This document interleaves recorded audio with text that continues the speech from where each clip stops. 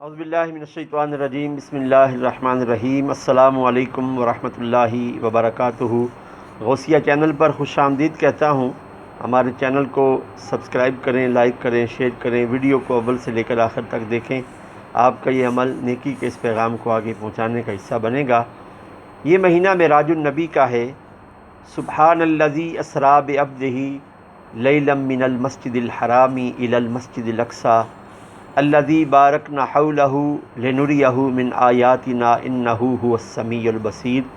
سورہ بنی اسرائیل میں یعنی 15 سپارہ ہے، اس کا جب ابتدا ہوتا ہے 15 سپارے کا، اللہ رب العزت نے اپنے محبوب علیہ السلام کے اس سفر لامکاں کے آغاز کا ذکر کیا ہے۔ مسجد حرام سے لے کر مسجد اقصیٰ تک یہ حضور علیہ السلام کی سیر ہے، اور مسجد اقصیٰ سے آگے کا سفر جو بلندیوں کا سفر ہے، ایسا سفر کہ اس سفر کی انتہا تک صرف اللہ کے آخری نبی صلی اللہ علیہ وآلہ وسلم کے علاوہ کوئی نہیں گیا۔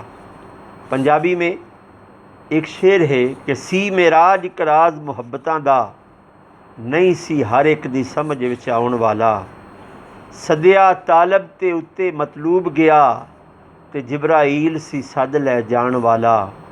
بازے کہندے نے بنا دروازیاں تو کیویں ٹر گیا عرشاں تے جان والا، اے پر عقل نو ابر کی دخل اتے، جانے جان والا یا لے جان والا۔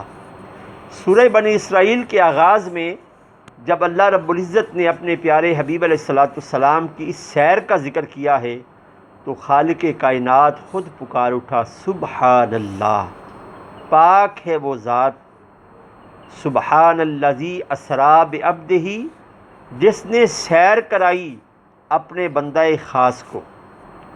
لیلم، پوری رات کا ذکر نہیں کیا اللہ رب العزت نے، فرمایا رات کے تھوڑے سے حصے میں مسجد حرام سے لے کر مسجد اقصیٰ تک، فرمایا وہ مسجد اقصیٰ جس کے چاروں طرف ہم نے اپنی برکتیں رکھی ہیں، اپنی نشانیاں رکھی ہیں، فرمایا انہ هو السمیع البصیر، وہ سننے والا بھی ہے، وہ دیکھنے والا بھی ہے۔